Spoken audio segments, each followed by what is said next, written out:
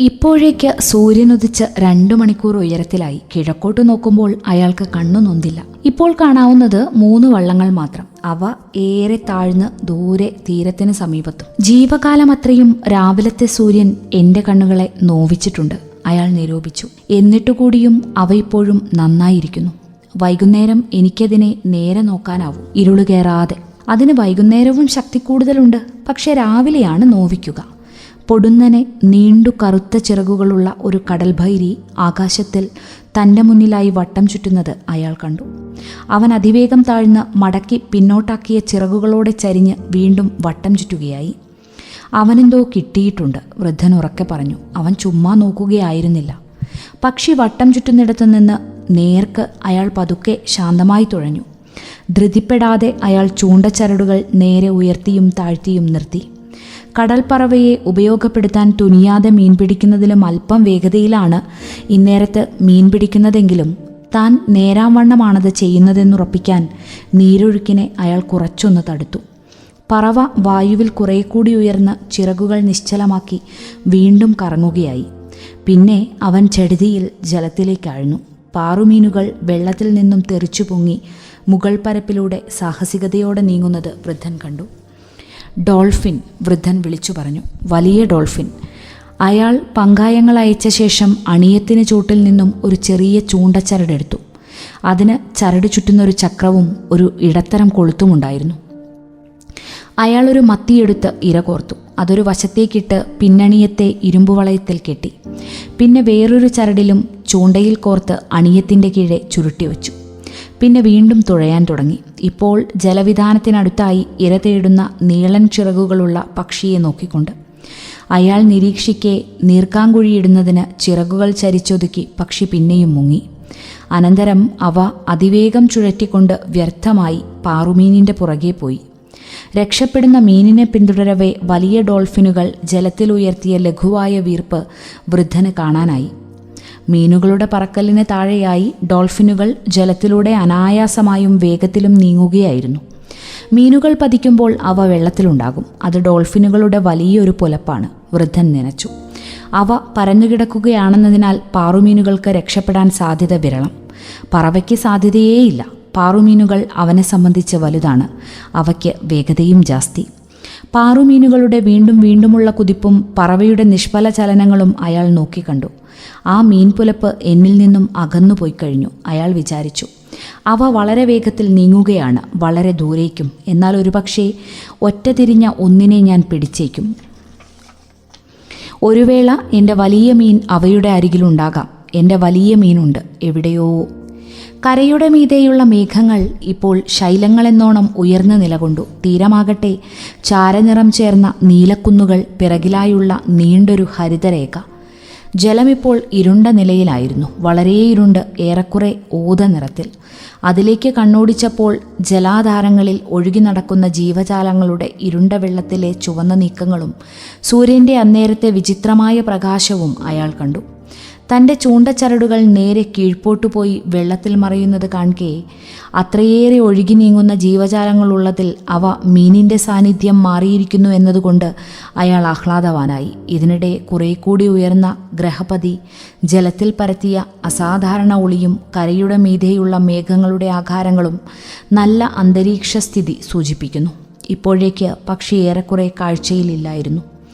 മഞ്ഞയായ കടൽക്കളകളുടെ വെയിലേറ്റ് വിളറിയ ചില തുണ്ടങ്ങളും വള്ളത്തിനരികിലൂടെ അനായാസമായും വേഗേനയും നീങ്ങുന്ന കാഞ്ഞൂപോത്തിൻ്റെ കടും ചുവപ്പും വടിവൊത്തതും മിന്നിമറയുന്ന വർണ്ണസഞ്ചയത്തോടു കൂടിയ മാംസപ്പശയുള്ള സഞ്ചിയുമല്ലാതെ വേറൊന്നും കാണാനില്ല ജലോപരിതലത്തിൽ. അത് വശം തിരിഞ്ഞ് സ്വയം നിവർന്നു. ജലത്തിൽ 3 അടി നീളത്തിലുള്ള മാരകമായ തന്തുക്കൾ പുറകോട്ട് നീട്ടി അത് സോല്ലാസമൊഴുകി നീങ്ങി, ഒരു പോളയെന്നോണം.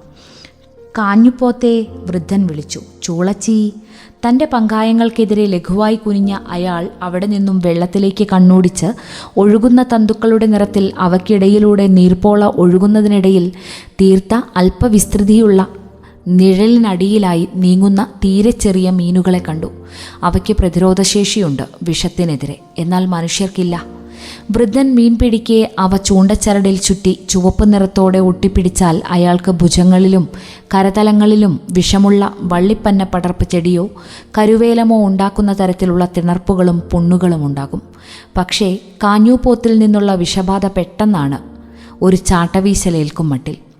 മിന്നിമറയുന്ന വർണ്ണസഞ്ചയത്തോടു കൂടിയ നീർപ്പോളകൾ മനോഹരങ്ങളായിരുന്നു. പക്ഷേ കടലിലെ അങ്ങേയറ്റം മോശപ്പെട്ട വസ്തുക്കൾ, വലിയ കടലാമകൾ അവയെ തീറ്റയാക്കുന്നത് കാണാൻ വൃദ്ധന് ഇഷ്ടമായിരുന്നു.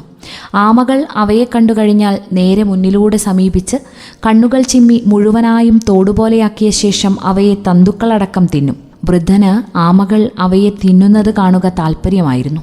ഒരു കൊടുങ്കാറ്റിനെ തുടർന്ന് കടൽക്കരയിലൂടെ അവയുടെ നേർക്ക് നടക്കാനും തൻ്റെ തഴമ്പിച്ച ഉള്ളങ്കാലുകൾ കൊണ്ട് ചവിട്ടുമ്പോഴുള്ള പൊട്ടൽ ശബ്ദങ്ങൾ കേൾക്കാനും അയാൾ ഇഷ്ടപ്പെട്ടിരുന്നു. ചന്തവും ഗതിവേഗവും ഉയർന്ന മൂല്യവുമുള്ള പച്ചയാമകളോടും പ്രാപ്പിടിയന്റെ കൊക്കുകണക്കേ വായുള്ള വെള്ളാമകളോടും അയാൾക്ക് സ്നേഹവായ്പായിരുന്നു. എന്നാൽ കട്ടിയുള്ള മഞ്ഞത്തോടുകളുള്ള വിചിത്രമായ രീതിയിൽ വീഴ്ച നടത്തുന്ന കണ്ണും പൂട്ടി കാഞ്ഞൂപോത്തുകളെ സാമോദമാഹരിക്കുന്ന വലിപ്പമേറിയ മന്ദനാമകളോട് അയാൾക്കുണ്ടായിരുന്നത് ശത്രുതാപരമല്ലാത്ത നിന്ന.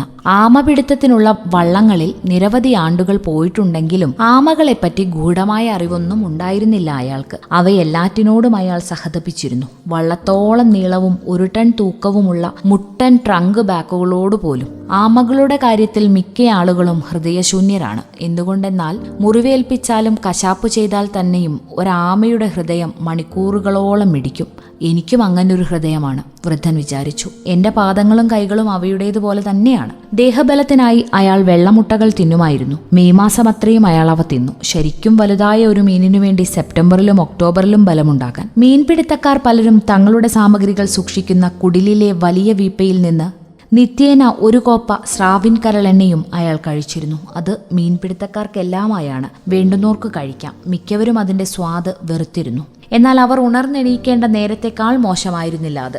നീരിളക്കത്തിനും ജലദോഷപ്പനിക്കുമൊക്കെ ഉത്തമമെന്ന പോലെ കണ്ണുകൾക്കും അത് വളരെ നന്ന്. ഇന്നേരത്ത് വൃദ്ധൻ മുകളിലേക്ക് നോക്കി. പക്ഷിയെ വീണ്ടും വട്ടം ചുറ്റുന്നതായി കണ്ടു. അവൻ മീനിനെ കണ്ടെത്തിയിട്ടുണ്ട്, അയാൾ ഉച്ചത്തിൽ പറഞ്ഞു. പാറുമീനുകളൊന്നും നിരപ്പ് വിട്ടുയർന്നില്ല. ഇരമത്സ്യങ്ങളുടെ ചിതറലും ഉണ്ടായില്ല. പക്ഷെ വൃദ്ധൻ നിരീക്ഷിക്കെ ഒരു ചെറിയ ചൂര വായുവിലേക്കുയർന്ന് തിരിഞ്ഞ് തലകുത്തനെ ജലത്തിൽ പതിച്ചു. വെയിലിൽ ചൂര വെള്ളി പോലെ തിളങ്ങി. അത് വെള്ളത്തിലേക്ക് തിരികെ വീണപ്പോൾ വേറൊന്ന്, പിന്നെ മറ്റൊന്ന്. എല്ലാ ദിശകളിലും അവ ചാടുകയായിരുന്നു. ജലമിളക്കി മറിച്ചും ഇരയ്ക്കു പിമ്പേ നീളത്തിൽ കുതികൊണ്ടും. ഇരമത്സ്യങ്ങളെ വലം വയ്ക്കുകയും മുന്നോട്ട് നീങ്ങുകയും ചെയ്തു. അവ വളരെ വേഗത്തിൽ അവ സഞ്ചരിക്കാത്ത പക്ഷം ഞാൻ ഒപ്പമെത്തും, വൃദ്ധൻ വിചാരിച്ചു. മീൻപുലപ്പ് ജലത്തെ ധവളമാക്കുന്നതും പക്ഷി താഴ്ന്നു പറക്കുന്നതും പരിഭ്രമത്തിൽ ജലോപരിതലത്തിലേക്ക് വരാൻ നിർബന്ധിതരായ ഇരമത്സ്യങ്ങളിലേക്ക് മുങ്ങുന്നതും അയാൾ നോക്കിക്കണ്ടു. പക്ഷി വലിയൊരു സഹായമാണ്, വൃദ്ധൻ പറഞ്ഞു. തൽക്ഷണം അയാളുടെ പാദങ്ങൾക്ക് കീഴെ അമരത്തലക്കിലെ ചരട് വലിഞ്ഞു മുറുകി.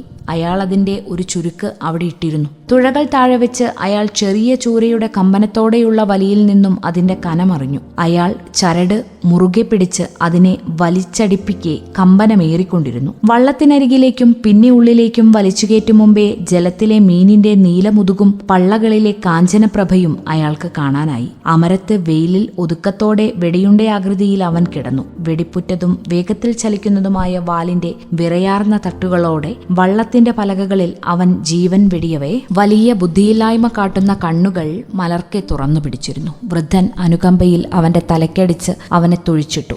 അമരത്തിന്റെ നിഴൽപ്പാടിൽ അവന്റെ ശരീരം അന്നേരത്തേക്കും വിറയ്ക്കുന്നുണ്ടായിരുന്നു.